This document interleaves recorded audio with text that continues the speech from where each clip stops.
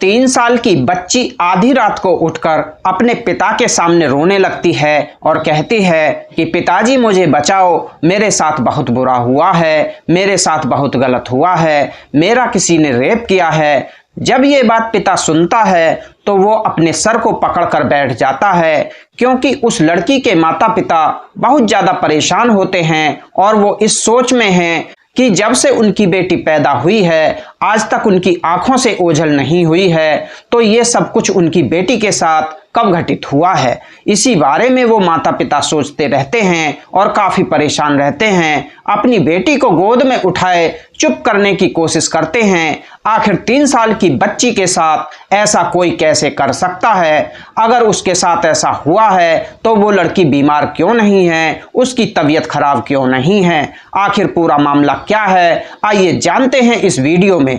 कहानी में आगे बढ़ने से पहले आपसे बस एक छोटी सी रिक्वेस्ट, हमारे चैनल को सब्सक्राइब करें, वीडियो पर लाइक शेयर कमेंट जरूर करें। अब कहानी विस्तार से।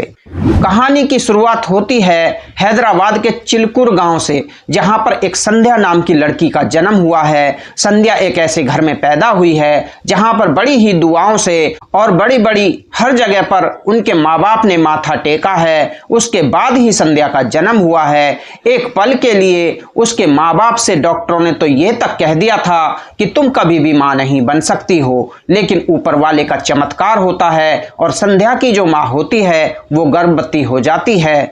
जब संध्या की माँ गर्भवती हो जाती है तो उन्हीं डॉक्टरों के पास जाती है और उनसे कहती है कि आप लोगों ने तो कहा था कि मैं कभी माँ नहीं बन सकती, देखो मैं माँ बन गई हूँ और 7 महीने की मैं गर्भवती हूँ।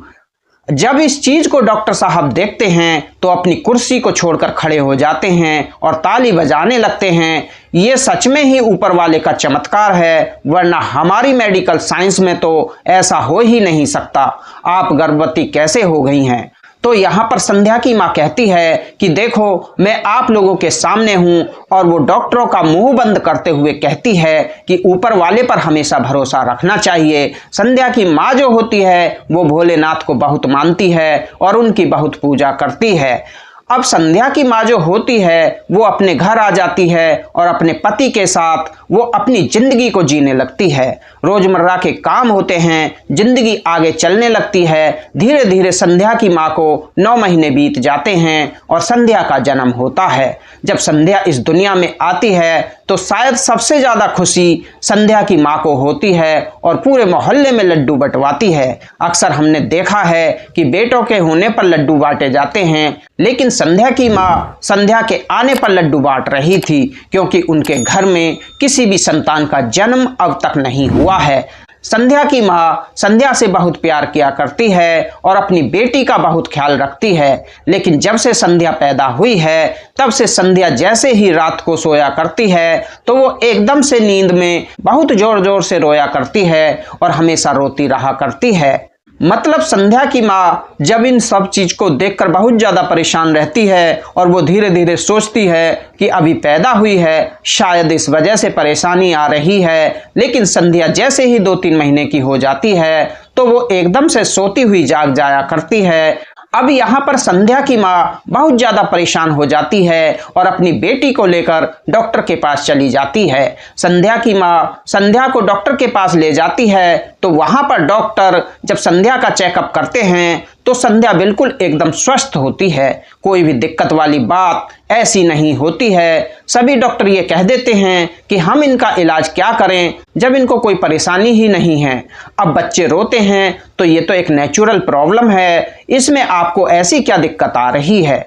लेकिन संध्या की माँ मन ही मन बहुत चिंतित होती है। अब धीरे धीरे संध्या 1 साल की हो जाती है। अब जैसे ही संध्या 1 साल की हो जाती है तो वो कुछ अजीब एक्टिविटी क्या करती है। वो अगर अकेली हो जाती तो हमेशा छुपा करती और जोर जोर से चिल्लाया करती। इस बात से उसकी माँ भली भांति वाकिफ थी, लेकिन उसकी माँ कुछ भी नहीं कर सकती है। धीरे धीरे संध्या का समय और आगे निकलता है और संध्या अब 2 साल की हो जाती है। वो बहुत अच्छे से बोलने लगती है और अब वो ऐसी बातें किया करती है कि जिन बातों को सुनकर शायद आसपास के सुनने वालों को शर्म आ जाए। वो अपनी गर्दन नीचे कर लें। वो ऐसे अल्फाजों का इस्तेमाल किया करती जो शायद उनके परिवार में कोई भी ऐसी बात नहीं करता है।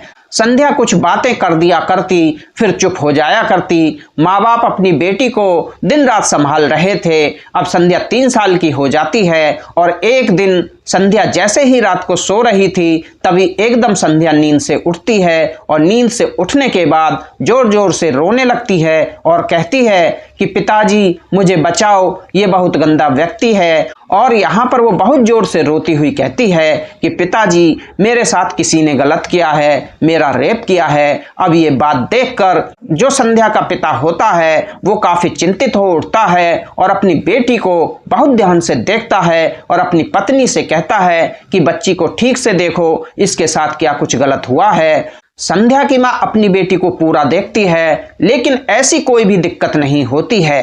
अब यहाँ पर संध्या के माँ बाप डॉक्टर को भी दिखा दिखा कर बहुत परेशान हो जाते हैं। थक हार कर अब वो एक तांत्रिक के पास जाते हैं और वहाँ पर अपनी बेटी के बारे में सारी बात बताते हैं। वो तांत्रिक भी वहाँ पर उस लड़की के ऊपर झाड़ फूंक कर देता है और कह देता है कि आगे से ऐसी कोई परेशानी नहीं होगी। अब वो अपनी बेटी को घर ले आते हैं। धीरे धीरे जिंदगी आगे चल रही थी लेकिन संध्या की हालत में बिल्कुल भी सुधार नहीं होता है। उसका रोना बिल्कुल भी कम नहीं होता है। वो आधी रात को जाग जाया करती और बहुत ज्यादा वो लड़की परेशान रहा करती। धीरे धीरे वक्त निकलता है। अब संध्या 8 साल की हो जाती है। 8 साल तक संध्या के साथ यही सब कुछ चल रहा था। अब संध्या एक दिन महादेव के मंदिर में जाती है और वहां पर बैठकर महादेव से सवाल जवाब करने लगती है और कहती है कि भोलेनाथ, आपके भक्त मेरी माँ हैं, मेरे पिता हैं, लेकिन मैं क्या करूं?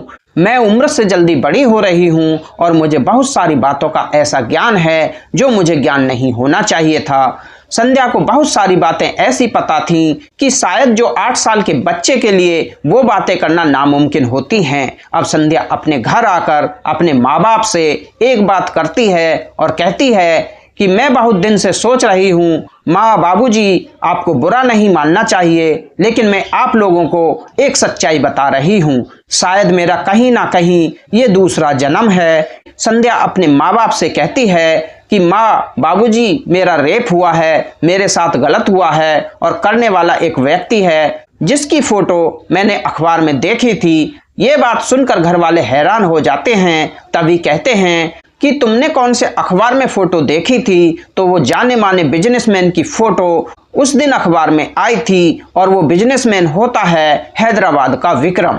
विक्रम बहुत बड़ी कंपनी का मालिक होता है और उसकी फोटो आज अखबार में छपी हुई थी।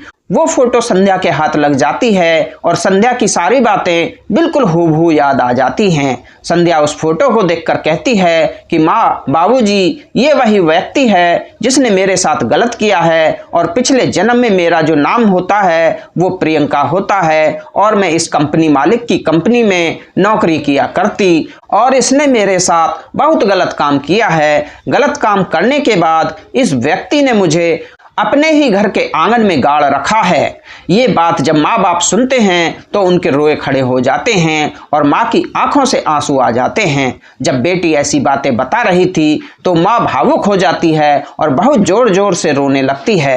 एक पल के लिए माँ बाप को विश्वास नहीं होता है लेकिन बचपन से वो अपनी बेटी को देख रहे थे तो इस बात पर विश्वास करना भी बहुत जरूरी होता है।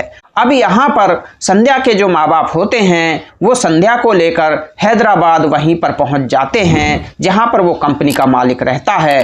पहले संध्या अपने माँ बाप को लेकर उस इलाके के पुलिस स्टेशन में जाती है और वहां पर सारी बात पुलिस वालों के सामने रखती है। पहली बात में पुलिस वाले हंसने लगते हैं, कहते हैं ऐसा कभी हो सकता है। लेकिन संध्या जब रोने लगती है और कहती है कि आपको मेरी तरफ देखकर कुछ एहसास नहीं हो रहा है, क्या मैं ऐसा कर सकती हूँ? मेरी उम्र ऐसी है जो बातें मैं आप लोगों के सामने कर रही हूँ, क्या मेरी उम्र उन बातों को करने की है? पुलिस इंस्पेक्टर से वो कुछ इंग्लिश में भी शब्द बोलती है तो यहाँ पर पुलिस को पूरा पक्का यकीन हो जाता है कि ये लड़की सच बोल रही है। जब वो लड़की आप बीती पुलिस वालों को बताती है, यहाँ पर पुलिस वाले उस लड़की का बयान लेना चाहते हैं और यहाँ पर पुलिस वाले एक और बात बोलते हैं कि बेटी, हम तुम्हारी बातों को यकीन करते हैं लेकिन कोर्ट इन बातों को नहीं मानेगा। कोई ना कोई पक्का सबूत हमें ऐसा चाहिए जिससे हम उस व्यक्ति को पकड़ सकें, क्योंकि वो बहुत अमीर आदमी है। अब संध्या बताती है कि जो ये विक्रम है, जिनकी एक कंपनी है, इनकी कंपनी में मैं नौकरी किया करती, करीब मेरी 90,000 सैलरी होती है, मैं बहुत ज़्यादा पढ़ी लिखी थी, 25 साल मेरी उम्र होती है और मैं बहुत ज़्यादा खूबसूरत होती हूँ। विक्रम की नज़र मेरे ऊपर होती है और मैं इस बात को बिल्कुल भी मानने के लिए तैयार नहीं थी। अमीर होगा, अपने घर का होगा, लेकिन मुझे वो बिल्कुल भी पसंद नहीं होता है। बस इस बात की चिढ़ में विक्रम सर मुझे उस नौकरी से नहीं निकाला करते और वो हमेशा मेरे ऊपर दबाव बनाए रखते हैं। मेरे घर की परेशानियां कुछ ऐसी थीं कि मैं उस नौकरी को छोड़ नहीं सकती थी, क्योंकि अगर मैं नौकरी को छोड़ूं, मेरे परिवार की परवरिश नहीं हो सकती, मेरी शादी भी नहीं हुई होती है। अब एक दिन मुझे यहाँ पर जबरदस्ती विक्रम सर अपने घर ले जाते हैं। अगर मैं उनके घर नहीं जाती तो मेरी नौकरी छूट जाती। अब मैं उनके घर जाती हूँ तो विक्रम सर वहां पर शराब का सेवन करने लगते हैं और वो बहुत ज़्यादा शराब पी लेते हैं। उसके बाद वो मेरे साथ बदतमीजी करने लगते हैं। जब मैं इन चीज़ों का विरोध करती हूँ तो वो मेरा गला दबाकर मुझे मार देते हैं। पहले वो मेरे साथ गलत करते हैं और उसके बाद मेरा गला दबाकर मुझे इस दुनिया से ऊपर भेज देते हैं। उसके बाद उसने अपने ही आंगन में एक गड्ढा खोदा। उसके घर के अंदर में एक बहुत बड़ा गार्डन है। मेरा पिछले जन्म का शरीर वो वहीं दफन है। अगर आप लोगों को यकीन ना हो तो ये पक्का सबूत है। अदालत इस बात को मान जाएगी। आप एक बार वहां जाकर खुदाई कर लीजिए। बस क्या था, पुलिस वाले इस बात पर यकीन करते हैं और वहां से अरेस्ट वारंट लेकर निकलते हैं, क्योंकि बहुत बड़े आदमी के सामने खड़ा होना था। अब उसके बाद जैसे ही विक्रम के घर पहुंचते हैं तो वो विक्रम पुलिस को बिल्कुल भी तवज्जो नहीं देता है। लेकिन जैसे ही संध्या विक्रम के सामने पड़ती है तो संध्या की जो शक्ल सूरत थी वो पहले जन्म से बिल्कुल मिलती जुलती हुआ करती है। तो विक्रम एकदम संध्या को देखकर डर जाता है। यहाँ पर पीछे की तरफ अपने कदम रखता है और कहता है कि प्रियंका, तुम यहाँ पर क्या कर रही हो? तो यहाँ पर संध्या कहती है कि देख लो सर, ये वही है जिसने मेरे साथ गलत काम किया है। अब दोस्तों पुलिस के पास अरेस्ट वारंट होता है। यहाँ पर अब वो अपनी कार्रवाई करते हैं। कार्रवाई करने के प्रति अब वो उसी गार्डन में संध्या उंगली से इशारा करके बताती है कि यहाँ पर मेरा शरीर दफन है। पुलिस वाले जब वहां पर खुदाई करते हैं तो सभी की आंखों में आंसू निकल आते हैं और उस लड़की की बात सच होती है। एक 8 साल की बच्ची अपने पुराने बीते हुए जन्म का बदला लेती है। जब प्रियंका की डेड बॉडी को उस गड्ढे से निकाला जाता है और उसका डीएनए टेस्ट किया जाता है, प्रियंका अपने पिछले बीते परिवार को भी बताती है। यहाँ पर प्रियंका का पिता जीवित होता है, जो पहले जन्म का होता है। उसका डीएनए टेस्ट किया जाता है तो वो सच में प्रियंका की डेड बॉडी होती है, जो वो 8 साल की लड़की बताती है। इसके बाद ये बातें जब कोर्ट में जाती हैं तो जज साहब भी बहुत ज़्यादा हैरान हो जाते हैं कि ऐसा कैसे हो सकता है। ये खबर जब चारों तरफ आती है तो सभी लोग एकदम हैरान और परेशान हो जाते हैं कि ऐसा हो सकता है। अब यहाँ पर यह घटना पुनर्जन्म की थी, जहां पर एक लड़की ने दोबारा जन्म लिया और एक ऐसी माँ की कोख से जन्म लिया जिस माँ के लिए डॉक्टरों ने भी ये बोल दिया था कि आप कभी भी माँ नहीं बन सकती। पुनर्जन्म में कितने लोग यकीन करते हैं? आप हमें अपनी राय कमेंट बॉक्स में लिख सकते हैं। कितने लोगों को इस बात पर यकीन नहीं है, वो लोग भी अपनी राय रख सकते हैं। जो संध्या होती है, संध्या को प्रियंका के माँ बाप का भी प्यार मिलता है और अपने माँ बाप का भी प्यार मिलता है। संध्या आज बहुत अच्छी जिंदगी बिता रही है। उसने अपना बदला ले लिया और यहाँ पर वो अपनी एक अच्छी खासी जिंदगी बिता रही है, अच्छे से पढ़ाई कर रही है।